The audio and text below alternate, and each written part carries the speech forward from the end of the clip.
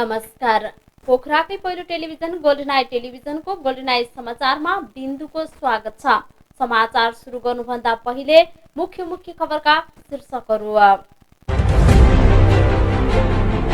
विश्वभरि महामारीको रूपमा फैलिएको प्राणघातक कोरोना भाइरसबाट संक्रमित र मृत्यु हुनेको संख्या निरन्तर बढ्दो 2,28,000 जनाको ज्यान गयो। हालसम्म नेपालमा 12,011 जनाको PCR विधिबाट परीक्षण सम्पन्न। कोरोना संक्रमित व्यक्तिहरूको अवस्था सामान्य रहेको स्वास्थ्य मन्त्रालयको भनाई।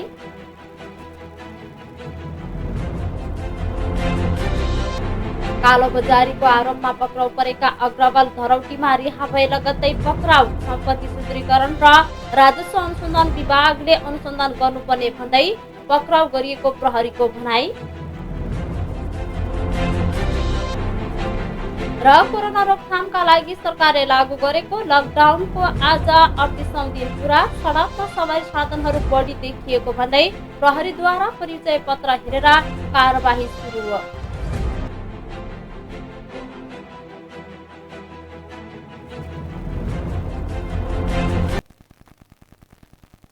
समाचार अब विस्तारमा।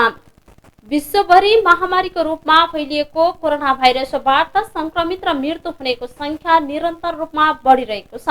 कोरोना भाइरसबाट विश्वभर 2,28,000 जनाको ज्यान गएको छ। यस्तै संक्रमितको संख्या पनि 32,17,000 नागेको छ।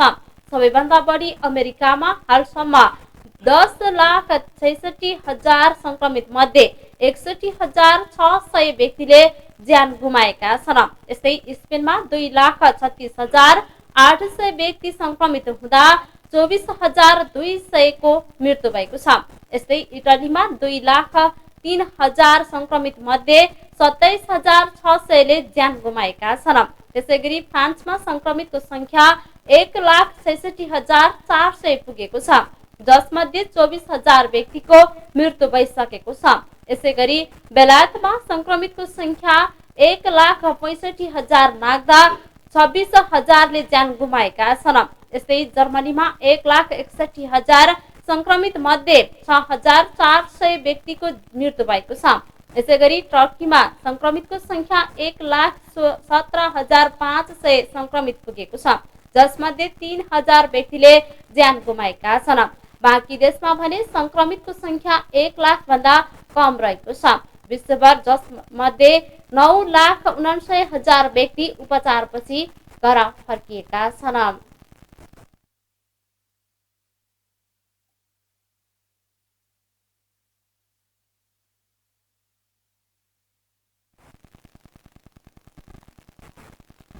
कोरोना भाइरस रोकथाम तथा नियन्त्रणका लागि पोखरा महानगरपालिकाले स्थापना गरेको राहत कोषमा सहयोग आउने क्रम जारी रहेको छ।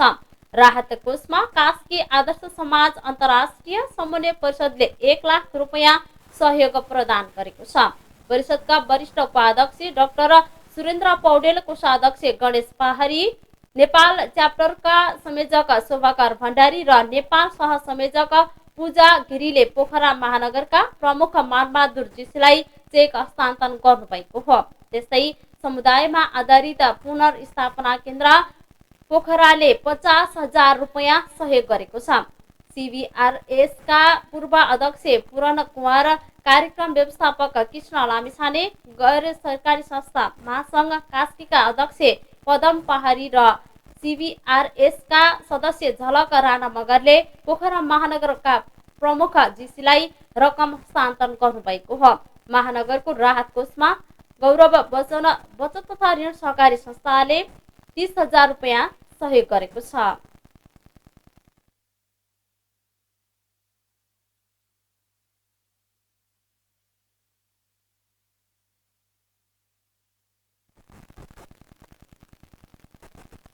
सत्तारूढ नेपाल कम्युनिस्ट पार्टीको सचिवालय बैठक यही वैशाख 20 गते फेरि बस्ने गरी सकिएको छ। बालुवाटारमा बसेको बैठकमा पार्टीको आन्तरिक समस्या, एकता सुदृढीकरण, सरकारको काम कारबाही र केही नेताहरूले माग गरेको स्थायी समिति बैठक बारे छलफल भएको नेता नारायण काजी श्रेष्ठले जानकारी दिनुभएको छ। सचिवालय बैठकले यी सबै विषयमा अहिलेको आवश्यकतासँग मेल खाने, पार्टीलाई एकबद्धता ढङ्गले अघि बढाउने र जनताले दिएको जनादेश अनुसार सामाजिक आर्थिक रूपान्तरण प्रक्रियालाई पनि अगाडि बढाउने सन्दर्भमा उपयुक्त निर्णय लिने र यसबीच पार्टीको नेतृत्व टोलीले अनौपचारिक गृह कार्य पनि गर्ने उहाँले बताउनु भएको छ। नेकपाको दुवै समूह प्रधानमन्त्री केपी शर्मा ओली र पुष्पकमल दाहाल प्रचण्ड माधव कुमार नेपाल समूहले आफ्नो पक्षमा बहुमत देखाउन सांसदको हस्ताक्षर अभियान चलाइरहेका बेला सचिवालय बैठक बसेको हो।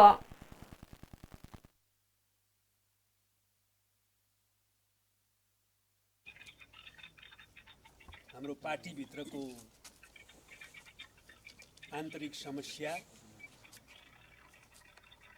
पार्टी एकताको सुदृढीकरणको महत्त्व, सरकार र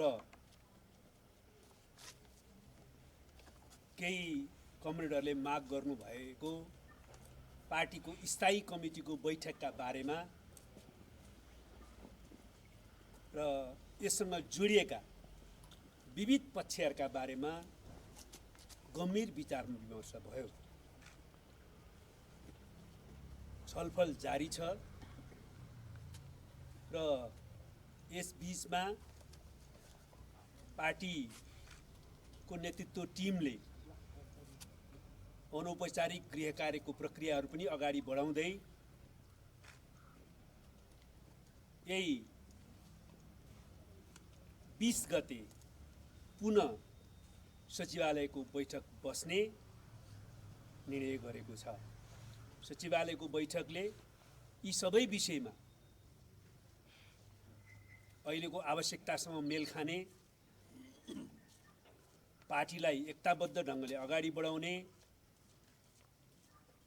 र जनताले दिएको जनादेश अनुसार सामाजिक आर्थिक रूपान्तरणको प्रक्रियालाई पनि अगाडि बढाउने सन्दर्भमा उपयुक्त निर्णय लिनेछ र आवश्यक प्रस्तावहरू तयार गर्नेछ। त्यही बैठकले नै माग भइआएको स्थायी कमिटीको बैठकको बारेमा पनि आवश्यक निर्णय गर्नेछ। आजका मुख्य गरी नेताहरूको नेपालमा कोरोना संक्रमित व्यक्तिहरूको स्वास्थ्य अवस्था सामान्य रहेको स्वास्थ्य तथा जनसङ्ख्या मन्त्रालयले जनाएको छ। आज आयोजित नियमित पत्रकार सम्मेलनमा मन्त्रालयका प्रवक्ता डाक्टर विकास देवकोटाले संक्रमित 41 जनाको विभिन्न अस्पतालमा उपचार भइरहेको र सबैको अवस्था सामान्य रहेको मन्त्रालयका प्रवक्ता डाक्टर विकास देवकोटाले जानकारी दिनुभएको छ। देवकोटाका अनुसार हालसम्म 12,011 जनाको पीसीआर परीक्षण र 46,860 जनाको आरटीडी परीक्षण गरिसकिएको बताइएको छ। पछिल्लो 24 घण्टामा 1,682 जनाको परीक्षण भएको छ। प्रदेश नम्बर 1 मा 4,985, प्रदेश नम्बर 2 मा 5,456, बागमती प्रदेशमा 8,361, गण्डकी प्रदेशमा 5,411, प्रदेश नम्बर 5 मा 3,749, कर्णाली प्रदेशमा 5,436 र सुदूरपश्चिम प्रदेशमा 1,314 रहेको आरटीडी परीक्षण गरिएको बताइएको छ। प्रवक्ता देवकोटाले स्थानापन्न गराउँदा कोरोना संक्रमण नहुने बताउँदै ढुक्क रहन आग्रह पनि गर्नुभएको छ। हाल क्वारेन्टाइनमा 23,336 रहेका छन् भने 80 जना आइसोलेसनमा रहेको मन्त्रालयले जनाएको छ।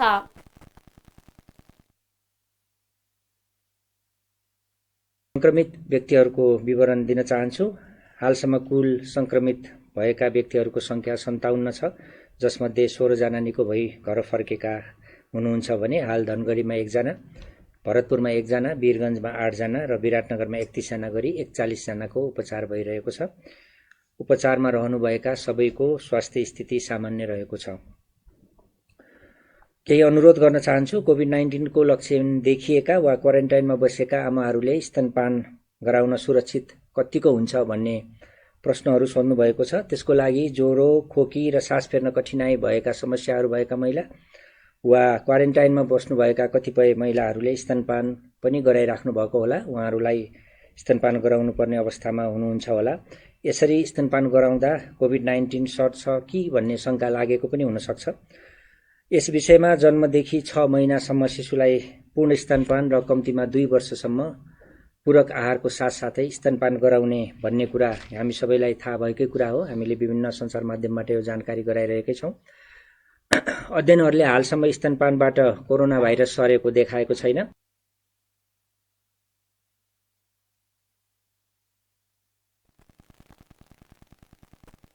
प्रमुख प्रतिपक्षी दल नेपाली कांग्रेसले तत्काल संसद बैठक डाक्न सरकारसँग माग गरेको छ।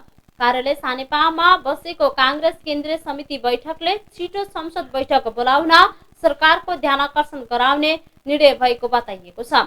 संसद बोलाउन ढिला गर्दा बजेट बारेको छलफल प्रभावित हुने कांग्रेसले तर्क समेत गरेको छ।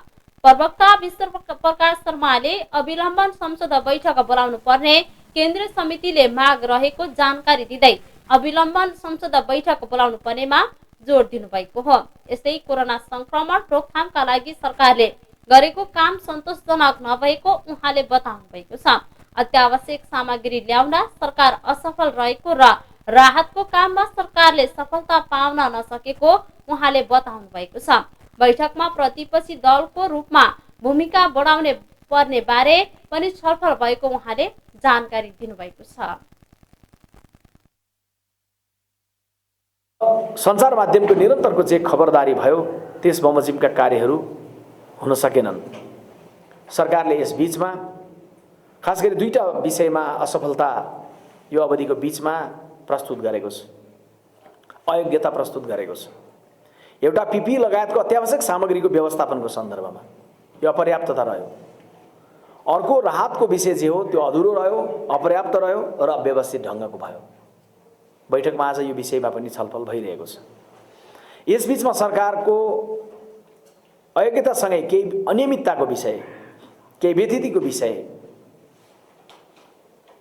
केही भ्रष्टाचारको विषय र केही अपराधजन्य विषयमा सरकारको संलग्नताको विषय पनि आज बैठकमा छलफल भइरहेको छ। जस्तो कि स्वास्थ्य सामग्री खरिदको सन्दर्भमा अपारदर्शिता जे भयो, राज्य कोषबाट बजार मूल्यभन्दा बढी रकम कसरी निकासा गराएर भ्रष्टाचार गरियो, विश्व स्वास्थ्य संगठनले सर्टिफाई गरेको भन्दा बाहिरको परीक्षण किट कसरी लिएर आइयो, 2 विवादास्पद अध्यादेशहरू कसरी जारी गरियो र सत्ता शक्तिको संलग्नतामा कसरी एउटा सांसदको अपहरणको शैलीमा काठमाडौँमा ल्याउने कार्य भयो। अनि त्यसपछि अन्तिममा आएर अपहरणको सन्दर्भमा अनुसन्धान गरियोस् भनेर प्रहरी कार्यालयमा जाँदा त्यहाँ पनि दर्ता नलिने, सरकारी वकिलको कार्यालयमा जाँदा पनि दर्ता नहुने, यो खालको जे सत्ता संरक्षित व्यवहार भएको छ यो विषयमा पनि नेपाली कांग्रेसको केन्द्रीय कार्य समिति बैठकमा अहिले छलफल भइरहेको छ। बजेटमा जाँदै गर्दाखेरि यो बेलाको पहिलो प्राथमिकता भनेको कोरोनाबाट सचेतनाको, कोरोनासँग लड्नलाई आवश्यक पर्ने सामग्रीको, त्यसपछि नागरिकहरूको उपचारको, त्योसँगै गाँसिएको राहतको अनि उद्धारको यी सन्दर्भमा बजेट बढी केन्द्रित हुनुपर्छ र स्वास्थ्यको क्षेत्रमा बढी बजेट छुट्याएर जानुपर्छ भन्ने सन्दर्भमा पनि नेपाली कांग्रेस पार्टीको बैठकमा छलफल भइरहेको छ। यहाँ जान्नुहुन्छ हिजोका दिन मात्रै हामीले अर्थशास्त्रीहरू 1 दर्जनसँग पूर्व अर्थमन्त्रीजीहरू समेत राखेर पार्टी पदाधिकारीको बैठकमा छलफल गरेका थियौँ। आजको बैठकमा कोरोना पछिको नेपाली अर्थतन्त्र के हुने, कस्तो हुने, कसरी जाने भन्ने सन्दर्भमा पनि आएका विषयवस्तुको बारेमा पनि छलफल प्रस्तावहरू भइरहेका छन्। शैक्षिक प्रतिष्ठान र विद्यार्थीको बीचको समन्वयको सन्दर्भमा केही दृष्टिकोणहरू स्थानीय तहमा बनाउने कुराका लागि पनि नेपाली कांग्रेस पार्टीको बैठकमा यी प्रस्तावहरू आएका छन्। अहिलेको कम्युनिस्ट सरकारले खास गरी केपी ओलीको नेतृत्वमा रहेको सरकारले जे जस्ता विधेयक मार्फत नेपथ्यमा जे जस्तो मनोविज्ञान राखेर राजनीतिलाई गलत बाटोमा लिएर जान प्रयत्न भयो, जे जस्ता अपराधका घटनाहरू यस बीचमा भए यी सबैको सन्दर्भमा पनि खरो ढङ्गले उभिने भन्ने निर्णयमा छ। दोहोरो भूमिकामा नेपाली कांग्रेस पार्टी जिम्मेवार ढङ्गले लागेको छ।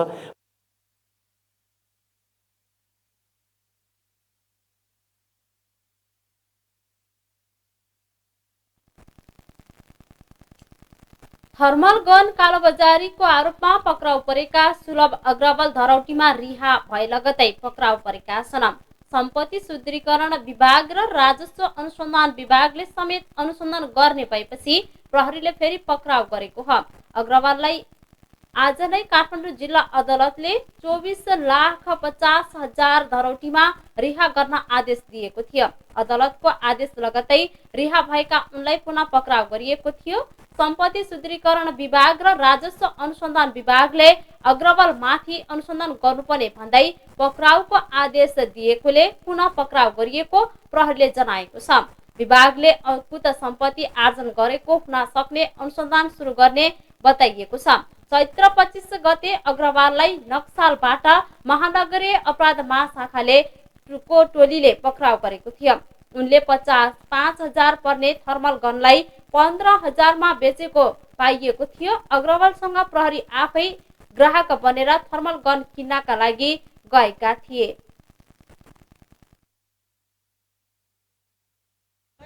त्यही भइरहेको छ अहिले। जरो नाप्ने तर उनले भन्सार जाँच गराउँदा 1,200 थानको मात्रै उनले लागत देखाएको थियो। हामीले अहिले दृश्यमा देखिरहेका छौँ कुनै हुन् जुन कालो बजार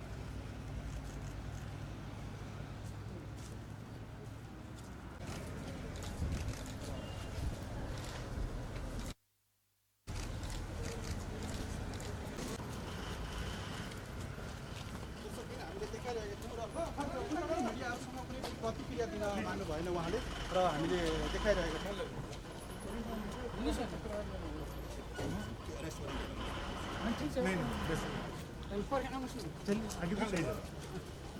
कोरोना टेस्ट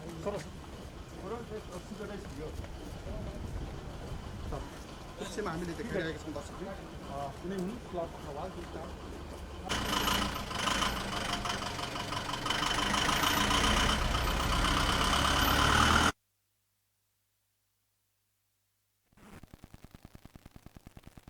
समाजवादी पार्टीका सांसद डाक्टर सुरेन्द्र यादवले आफूलाई अपहरण गरेको भन्दै नेकपा सांसद महेश बस्नेत, कृष्ण कुमार श्रेष्ठ र पूर्व प्रहरी महानिरीक्षक सर्वेन्द्र खनाल विरुद्ध राष्ट्रिय मानवाधिकार आयोगमा उजुरी दिनुभएको छ। महानगरीय प्रहरी परिषद र सरकारी वकिल कार्यालय काठमाडौँले किटानी जाहेरी लिन अस्वीकार गरेपछि सांसद यादवले मानव अधिकार आयोगमा किटानी जाहेरी दिनुभएको हो। किटानी जाहेरीमा सांसद सुरेन्द्र यादवले सत्ता र शक्तिका आडमा ज्यान लिन सक्ने अझै पनि जोखिममा रहेको उल्लेख गर्दै सांसद द्वय बस्नेत र श्रेष्ठ तथा पूर्व आइजिपी खनाललाई पक्राउ गरी आवश्यक छानबिन र कारबाही गर्नुपर्ने माग गर्नुभएको छ। आयोग कार्यालय पुगेर सांसद डाक्टर यादवले सांसद सदस्य द्वय प्रकाश बस्ती र मोहना अन्सरीसँग भेट गरी उजुरी दिनुभएको हो। उजुरी पत्र बुझ्दै आयोगका सदस्य प्रकाश बस्तीले उजुरीकर्ताले भने जस्तो अपहरण भएको हो कि होइन भन्ने बारे अनुसन्धान गर्ने बताउनु भएको छ।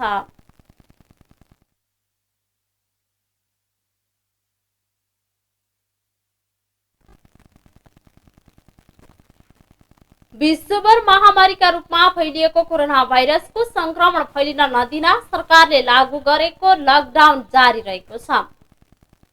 सरकारले चैत्र 11 गतेदेखि देशमा लकडाउन लागू गरेको हो। सरकारले पछिल्लो पटक 10 दिन समय थप गरी वैशाख 25 गतेसम्म लकडाउन लम्बाएपछि काठमाडौँ उपत्यकामा लकडाउन उल्लङ्घन गर्नेहरू बढेका छन्। सडक पेटीमा मानिसहरूको आवागमन फटाफुट्टा देखिन्छ। सडकमा गुड्ने सवारी साधनहरू पनि केही बढेका छन्। तर प्रहरीले चोक चोकमा बसेर सवारी साधनको चेक जाँचलाई कडाई पारेको छ। सडकमा सवारी साधनहरू बढी देखिएपछि प्रहरीले कडाई गर्दै परिचय पत्र हेरेर कारबाही गर्ने गरेको छ। अत्यावश्यक सेवाका सवारी साधनहरू सञ्चालनमा कुनै रोक लगाएको छैन भने खाद्य वस्तु ढुवानीका साधनहरू पनि सञ्चालनमा रहेका छन्। शहरका भित्री सडकमा पनि आफ्नो घर नजिकको पसलसम्म पुगेर किनमेल गर्नेहरू देखिन्छन्। भित्री सडकमा केही पसलहरू सञ्चालनमा आएका छन्।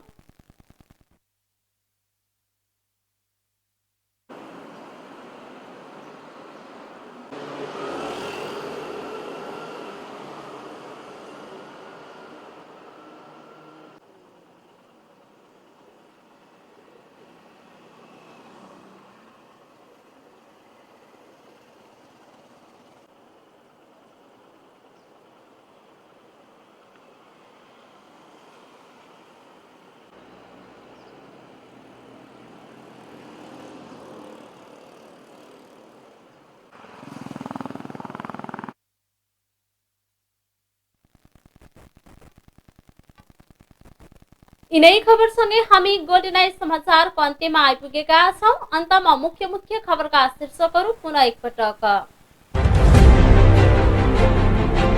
विश्वभरि महामारीको रूपमा फैलिएको कोरोना भाइरसबाट संक्रमित र मृत्यु हुनेको संख्या निरन्तर बढ्दै 2,28,000 जनाको ज्यान गयो।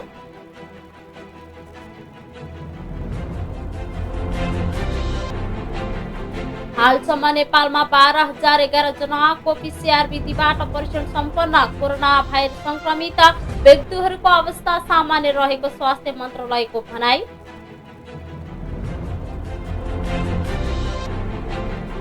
कालोबजारीको आरोपमा पक्राउ परेका अग्रवाल धरौटीमा रिहा भए लगतै पक्राउ। सम्पत्ति सूत्रीकरण र राजस्व अनुसन्धान विभागले अनुसन्धान गर्नुपर्ने भन्दै पक्राउ गरिएको प्रहरीको भनाई।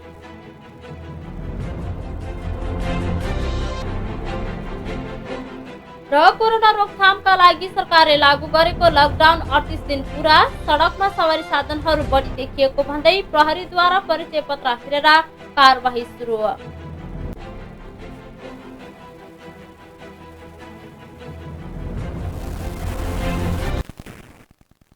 हवस् त अहिलेलाई गोल्डन आइज समाचार सकिएको छ। म बिन्दुलाई पनि बिदा दिनुहोस्। तपाईको पल शुभ रहोस्। नमस्कार।